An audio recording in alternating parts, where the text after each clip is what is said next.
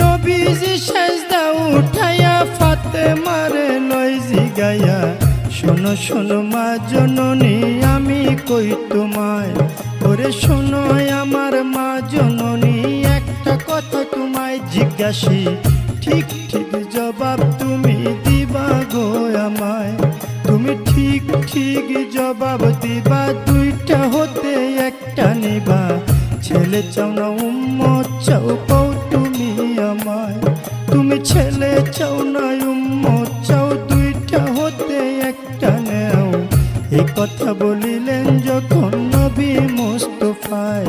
ওরে এই কথা শুনে ফাতেমায় চোখের পানি ছাইরা দেয়,